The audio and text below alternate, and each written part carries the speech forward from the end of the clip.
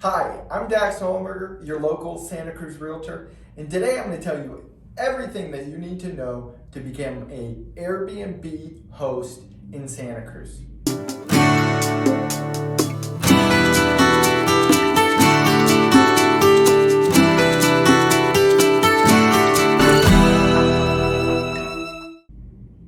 First, let's start with a hypothetical. Imagine this, you're sitting on a beach, on vacation in Hawaii. You're drinking out of one of those coconuts. It's a pina colada. It's sunny, 75 degrees. Life is good. You get a ping on your phone, and it's from Airbnb. It says, congratulations, someone just booked your house. You look at your bank statement. Cha-ching, cha-ching, cha-ching, cha-ching. All payments from Airbnb. And it far exceeds anything you would have earned if you rented long-term. That is the value of a short-term rental. First, what is a short-term rental? It's just when you rent out a dwelling or part of a dwelling for less than 30 days.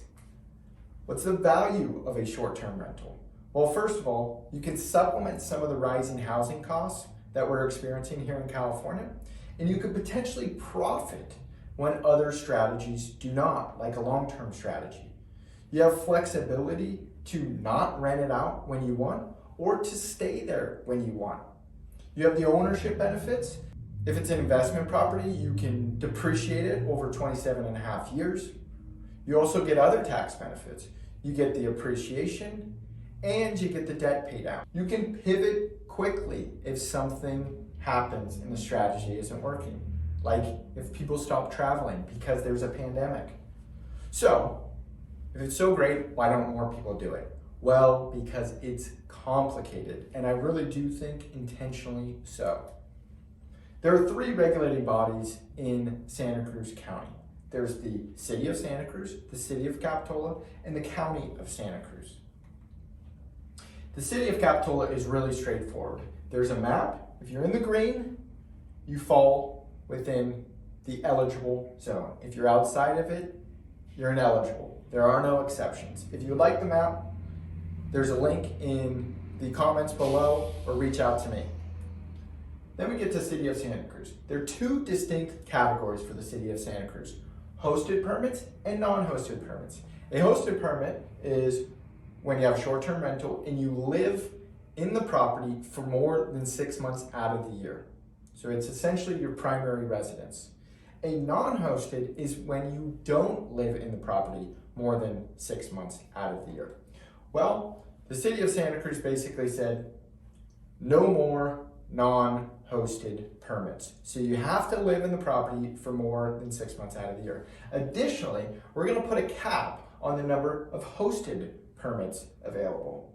If your property has an ADU, guess what? You're not eligible. We're sorry. We want you putting long-term tenants in your ADU.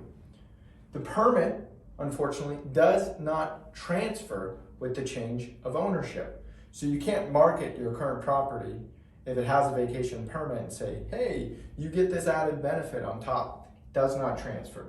The good news for the City of Santa Cruz is there's no current wait list, and this could change at any time. So if you're thinking about getting a hosted permit in Santa Cruz, I would suggest getting on it. The downside, major downside for the City of Santa Cruz, if you're an investor and you don't live in the area, you can't even really look in the City of Santa Cruz because of that distinction for hosted permits. When you're submitting a permit with the county, there's quite a few things that you have to submit, including a plot plan, a floor plan, pictures, and proof of residency. In addition to that, there's some costs. There's a registration cost, an inspection cost that is yearly, it's about $40, and a permit, which is about $300. The major expense for short-term rentals in Santa Cruz is this transient occupancy tax, and you're taxed at 14% of your income. So a pretty significant cost that you want to factor in when you're running the numbers. Additionally, if you put on sites like Airbnb or VRBO, they're going to take their cut as well. For Airbnb, it's 3% to the owners, it's 11% to the tenant. Then we have the County of Santa Cruz. So the county has three distinctions basically. You got vacation rentals, you got a hosted permit, and you got a bed and breakfast. A vacation rental is basically you rent out the entire house for less than 30 days.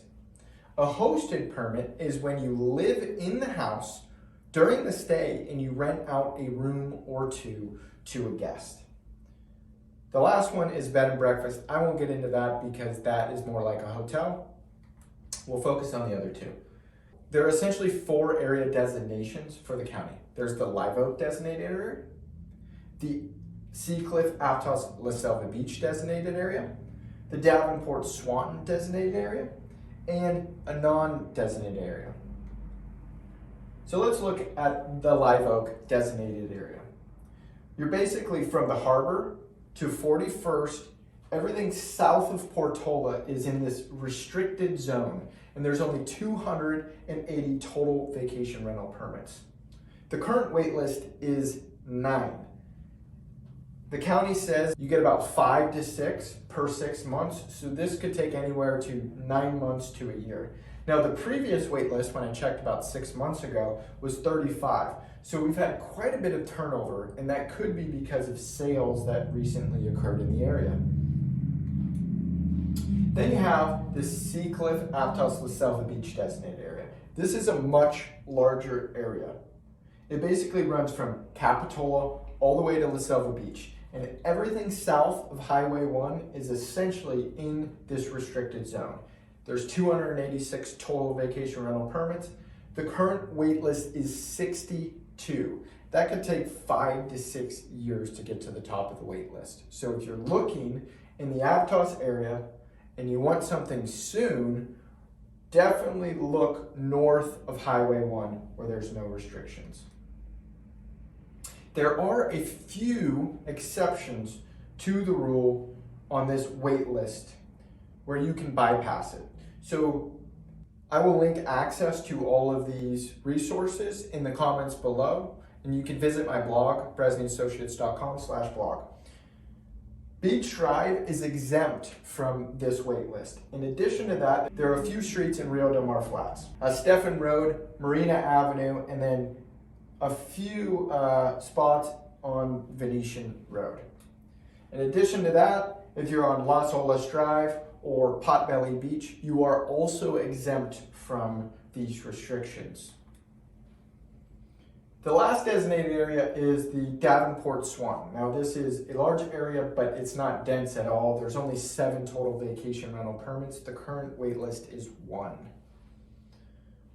Then we get to the non-designated area. So if you're not in the city of Santa Cruz, you're not in the city of Capitola, and you are outside of these designated areas in the county, you are considered in a non-designated area. The great news for this area is there is no cap on vacation rental permits in this area. So if you are looking in the SOV, around Scotts Valley, Watsonville, north of 1 in Aptos, or Live Oak, there's no cap. There is a density cap, but we aren't near that, where you can only have so many on one block. There are 183 total hosted vacation rental permits available. The current wait list is 39. The previous wait list, when I checked about 6 months ago, was 9. So it is filling up incredibly fast. The wait list went from about 1 to 4 years. The permitting process can take anywhere between 2 to 3 months, sometimes longer. So make sure you get on it quickly. The key notes for the County of Santa Cruz is like the City of Santa Cruz. If you have an ADU, you're ineligible. Your permit does not transfer with a change of ownership. And if you have more than one dwelling, you can rent out one of the units and live in the other one, and you can have one of them be a vacation rental permit. So it's a nice benefit if you're looking for multifamily. The density cap for the area is 19%. So if you have more than 19% on one block, you wouldn't be eligible to get a permit. They aren't anywhere close to that right now. And like I mentioned before, there is no numerical cap on the non-designated areas. If you'd like to know more, please reach out. If you like the video, make sure to like and subscribe. Thank you for watching.